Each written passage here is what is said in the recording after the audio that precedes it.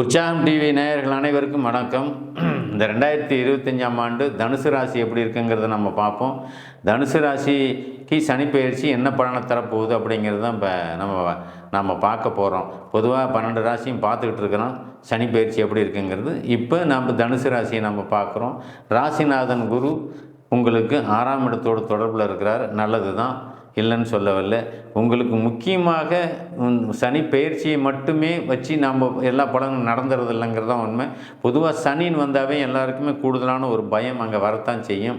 ஏன்னா தனுசு ராசிக்கு 4ஆம் இடம் அப்படின்னு சொல்லக்கூடியது. 4ஆம் இடங்கிறது யாரை குறிக்குங்கிறது நான் சொல்கிறேன். இப்போ 4ஆம் இடம் தாயாரை குறிக்கும், தாய் வீட்டை குறிக்கும், தாய் மாமன் உறவுகளை பற்றி குறிக்கக்கூடியங்கிறது அங்கே உண்மை. அது நம்ம என்ன நிலையில் இருக்குங்கிறது பார்ப்போம். அதே சமயத்தில் 9ஆம் இடம் அப்படின்னு சொல்லக்கூடிய சூரியன் அதே இடத்துல இருக்கார். அப்போ தாய்க்கும் தகப்பனுக்கும் சில பாதிப்புகள் அங்கே கொடுக்கும், உடல் ரீதியான பாதிப்புகளை கொடுக்கும்.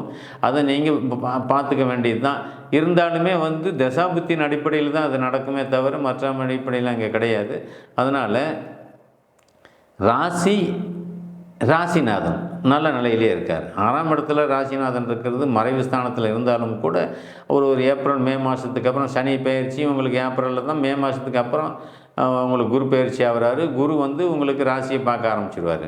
குரு ராசியை பார்த்துட்டாவே பாதிப்புகள் குறைவு அப்படின்னு நாங்கள் சொல்லணும். நீங்கள் சமாளிக்க போகிறீங்கன்னு அர்த்தம்.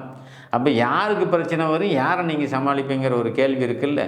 ராசியை குரு பார்க்கும்போது 4ஆம் இடம் உங்களுக்கு பாதிக்கப்படும் போது கல்வியில் பாதிப்பு அங்கே ஏற்படுத்தும். கல்வி சமாளித்து நீங்கள் வருவீங்க, படித்து சமாளித்து நீங்கள் வருவீங்க. தாயாருக்கு உடல்நிலை சார்ந்த விஷயத்தில் பாதிப்புகள் கொடுக்கும். தாயாரையும் நீங்கள் கவனிச்சுக்குவீங்க. அதாவது தாயாரை கவனிக்கக்கூடிய அமைப்பு தகப்பனாருக்கு அங்கே கொடுத்துரும். ஏன் அப்படின்னா ராசிநாதன் வலுவாக இருக்கும்போது அந்த வேலையை அதை அங்கே செய்யும். 9ஆம் இடமும் வலுவாகத்தான் இருக்கிறாரு. அப்போது 4ஆம் பாவகாதிபதி நல்லா இருக்கிறான்னாவே தகப்பன் அதை கவனிப்பார், நீங்களும் அதை கவனிப்பீங்க. அப்போ நீங்கள் உங்கள் படிப்புலேயும் கவனம் செலுத்துவீங்க, தாயார் உடல்நலத்துலேயும் கவனம் செலுத்துவீங்க அப்படிங்கிறது தான் அங்கே உண்மை. அதேமாரி சகோதரிகள் எல்லாமே கூட பிறந்தவங்களாக இருந்தாலும் சரி, அவங்களும் நல்லா தான் இருப்பாங்க. பொதுவாக தனுசு அப்படின்னாவே பெருந்தன்மை கொண்டவர்கள், நேர்மையான குணம் கொண்டவர்கள், ஏமாளிகளாக இருப்பீங்கிறது அங்கே உண்மை. ஆக நீங்கள் தயாள குணம் அப்படின்னு சொல்கிறது எதை வச்சு சொல்கிறேன், அந்த ராசி பிறந்தவன் பொதுவாக ஹெல்ப் பண்ணுற மைண்ட் செட்டில் தான் இருப்பான் பெரும்பாலும். அவங்ககிட்ட எல்லாம் செல்வாக்கு இருக்கும். சில பேருக்கு எல்லா செல்வாக்காக இருந்தாலுமே கொடுக்கறதுக்கு யோசிப்பான், கொடுக்க மாட்டான். ஏன் அப்படின்னா அவன் காய்ச்சி அவனுக்கு தான், மற்றவனுக்கு யாரும் கொடுத்து உதவி செய்கிற மனப்பான்மைலாம் சில ராசிகளுக்கு வராது. ஆனால் தனுசு ராசியை பொறுத்தவரையில் அப்படி இல்லை. அவன் கஷ்டத்தை தெரிஞ்சு நீயே போய் வழின்னு அதை நீயே போய் கொடுப்ப. அவன் கேட்க மாட்டான். கேட்காமலே உதவி செய்கிற குணம் தனுசு ராசிக்கு வந்துடும். ஏன் அப்படின்னா குரு தயாள குணம். குரு அப்படிங்கிறது யார்? உதவி செய்பவர் குரு, நல்ல வார்த்தைகளை உபதேசிப்பவர் குரு, நல்ல சிந்தனையை கொடுப்பவர் குரு, நல்ல அட்வைஸராக இருப்பாங்க. காலேஜில் பாருங்கள், இந்த தனுசு ராசிக்காரன் இருக்கக்கூடிய வாத்தியாருங்களாக இருந்தாலும் பாருங்கள், அவங்கெல்லாம் ஒரு நல்ல ஒரு அட்வைஸராக தான் இருப்பாங்க, நல்ல ஒரு ஆலோசகராக தான் இருப்பாங்க. பிள்ளைங்களுடைய கவனத்து மேலே அதிக ஈடுபாடும் அக்கறையும் கொண்டா இருப்பாங்க. அது காலேஜில் மட்டும் இல்லை, சொந்த வீட்லேயே இருந்தால் கூட பிள்ளைங்க மேலே அதிகமான ஒரு கவனத்தை செலுத்துகிறவங்களாம் இருப்பாங்க. நம்ம பிள்ளைங்களை எப்படி படிக்க வைக்கணும், எப்படி கொண்டு வரணும், அவங்க தேவைகளை அவங்க கேட்காமலே இவங்களாக கேட்டு செயல்படுறது, அந்த குழந்தைகளுக்கு தேவையானதை பூர்த்தி பண்ணுற அமைப்பு அங்கே ஏற்படுத்தும். இது எல்லாமே அந்த ராசியினுடைய குணம். அதனால தான் தனுசு ராசிக்காரர்கள் நிறைய பேர்த்த நம்பி ஏமாறுவாங்கன்னு இதை பற்றிச்சான்னு சொல்கிறேன்.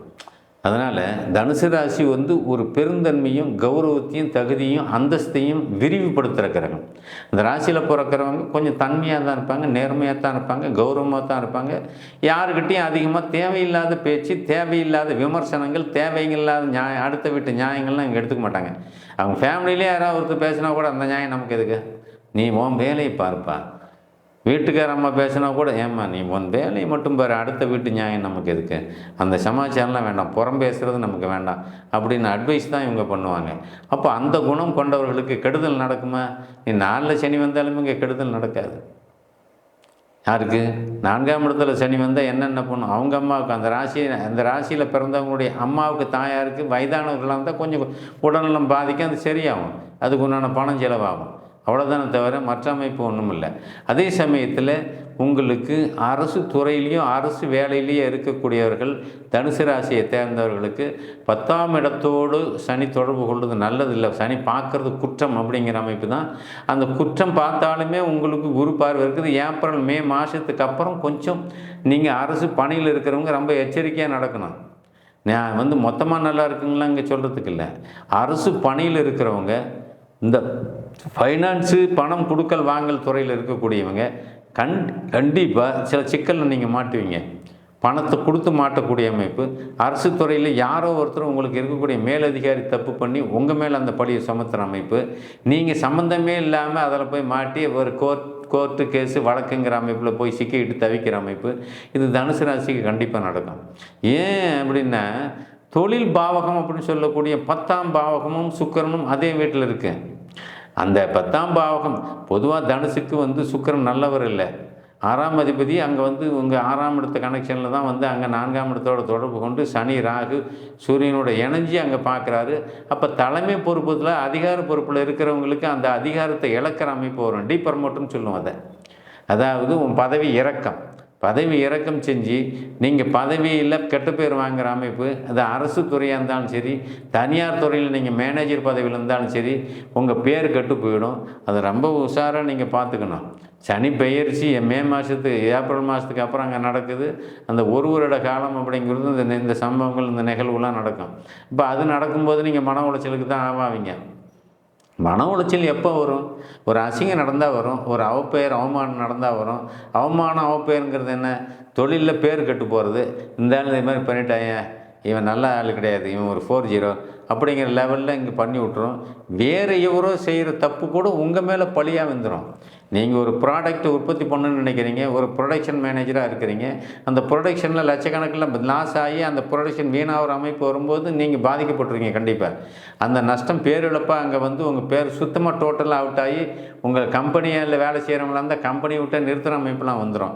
அரசு துறையில் இருந்துச்சுன்னா நீங்கள் சஸ்பெண்ட் ஆகிற அமைப்பு கண்டிப்பாக வரும். இது எல்லாமே ஏன்னா சூரியன் சனி சேர்க்கை நல்லது இல்லை அப்படிங்கிற ஒரு அமைப்பு. கண்டிப்பாக இந்த ராசிக்கு சனி திசை ஒரு வேளை நடந்தாலும் ஒரு வேளை சுக்கிர திசை நடக்குது அப்படின்னு வச்சுங்க. தனுசு ராசிக்கு 6ஆம் பாவத்தோட இணைக்கிறது கெட்டது தான் அப்படின்னு சொல்லிச்சு. அதனால தான் வம்பு வழக்கு கோர்ட்டு கேஸ் எப்படி வரும்? நாம் ஏமாறுறதை வச்சு வரும். எப்படி ஏமாறுவீங்க? தொழிலில் கவனக்குறைவினால் ஏற்படக்கூடிய நஷ்டம் என்ன? வாழ்க்கை துணையை தேர்ந்தெடுக்கிறதுல கவனக்குறைவு. நான் சொல்கிறது 25 வயசு ஆச்சுன்னா கல்யாணம் பண்ணுற விஷயத்தில் சொல்கிறேன். கல்யாணம் பண்ணுற விஷயத்தில் வாழ்க்கை துணையில் நீங்கள் தேர்ந்தெடுக்கிறதுல தப்பாக வந்துடும். அந்த பொண்ணு நல்ல குணம் நம்மளோட சேர்ந்து வாழன்னு நினைப்பீங்க, அது சேர்ந்து வாழாது.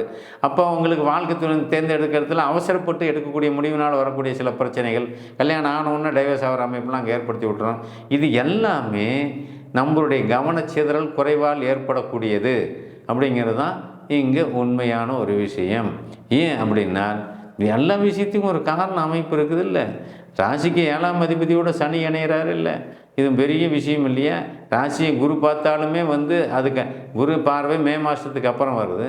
அதுக்கு முன்னாடியே உங்களுக்கு சனி பயிற்சி வந்துடுது. ஒரு மாதத்துக்கு முன்னாடியே அந்த ஒரு மாதத்துலேயே சில சம்பவங்கள்லாம் நடந்துருமே. அதுக்கப்புறம் தானே குரு மாறுறாரு. ஆக நல்லது சுத்தமாக குறைவாக அங்கே நடக்குது. கெடுதல் சம்பவம் அதிகமாக நடக்குது. கெடுதல் கெடுதல்னு தெரியாது, நல்லது மாதிரி காமிச்சு உங்களை சிக்க வைக்கிறது. ஒரு திருமணத்துக்கு ஃபிக்ஸ் பண்ணுறீங்க, ஒரு வேலையில் போய் ஜாயின் பண்ணுறீங்க, ஏற்கனவே வேலையில் இருக்கிறீங்க, அரசு துறையில் இருக்கிறீங்க, ஒரு நல்ல கம்பெனியில் இருக்கிறீங்க. அந்த கம்பெனியில் ஏற்படக்கூடிய நஷ்டமோ வருமான தடங்களோ கம்பெனியில் ஏற்படக்கூடிய விபரீத முடிவுகள்லேயே சிக்கலுக்கு பொறுப்புக்கு நீங்கள் ஆளாகிடுவீங்க. அப்படி ஆளாகும்போது நீங்கள் அதை என்ன பண்ணுவீங்க? சிக்கலை சந்திச்சு தானே ஆகணும். அப்போ அந்த பொறுப்பு உங்கள் மேலே சுமத்திடுவாங்க. உங்களால் தான் இதாச்சு, இந்த நஷ்டத்தை நீங்கள் தான் எடுக்கட்டணும், இல்லைன்னா நீங்கள் டிஸ்மிஸ் ஆகுங்க, இல்லை அப்படின்னா உங்களுக்கு வேலை இல்லை அப்படிங்கிற அமைப்பு பண்ணும். அரசு துறையாக இருந்தாலும் சரி நீங்கள் பாதிக்கப்படுவீங்க, தனியார் துறையாக இருந்தாலும் பாதிக்கப்படுவீங்க. அந்த வயது வாலிபத்தில் வேலையில் இருக்கக்கூடியவங்களை நான் சொல்ல வர்றேன். அப்போ சில பேருக்கு வேலை விஷயமான பாதிப்பு கொடுக்கும், சில பேருக்கு திருமணம் போன்ற விஷயத்தில் பாதிப்பு கொடுக்கும், சில பேருக்கு நோய் போன்ற விஷயத்தில் பாதிப்பு கொடுக்கும். அப்போ இதெல்லாம் எந்தெந்த வயசில் நடக்குது? பெண்ணாக இருந்தால் கண்டிப்பாக நோயை கொடுக்கறது, அசிங்கத்தை அவமானத்தை ஏற்படுத்துறது, இதெல்லாமே நடக்கும். நோய் ஒரு பக்கம் சில பேருக்கு கொடுத்துரும். அசிங்க அவமானம் அப்படிங்கிறது கல்யாண விஷயத்தில் நீங்கள் கல்யாணம் பண்ணுற அமைப்பில் பேர் கெட்டு போகிறது. உங்கள் பேர் சும்மாவே போய் ப்ரெக்னெண்ட்டாக பண்ணி பேரை கெடுத்து விடுவாங்க. இல்லை அப்படின்னா கல்யாணம் ஃபிக்ஸ் ஆகி நின்று போனாலும் அதுவும் அசிங்கம் தான். இதெல்லாம் ஏற்படுத்தும். இப்போ சுக்கிரன் திசை நடந்துச்சுன்னா இந்த ராசிக்கு நல்லதில்லைன்னு ஒரே சொல்லிவிடுவேன். ஏன்னா சனி திசை கூட அந்த அளவுக்கு பாதிப்பு இல்லைன்னா கூட சுக்கிர திசை கண்டிப்பாக பாதிப்பு கொடுத்துருவாரு. தடபுடலாக செய்ய வைப்பார், தடபுடலாக அசிங்க நிறுத்திவிடுவார் அதை. அப்போ அசிங்க அவமானம் கேவலத்தை சந்தித்து நீங்கள் பாதிப்புக்குள்ளாகி கடனை ஏற்படுத்தி 5 லட்ச ரூபா செலவு பண்ணுங்கள், உறுதி பண்ணுங்க, நிச்சயம் பண்ணுங்கள், 10 லட்ச ரூபா வேலை கட்டினீங்க, வேலை கிடைக்கலைங்க, பணம் போச்சுங்க, இதெல்லாம் பாதிப்புக்கு உள்ளாகக்கூடிய அமைப்பு தான் சனி பயிற்சி நாளில் வந்தாலுமே தனுசு ராசிக்கு இந்த குறைகள்லாம் கூடுதலாக இருக்குது. ரொம்பவும் எச்சரிக்கையாக இருக்கணும். இந்த எச்சரிக்கையாக இல்லாமல் பண்ணுற அமைப்பு தான் நடக்கும். எச்சரிக்கையாக இருங்க. நன்றி, வணக்கம்.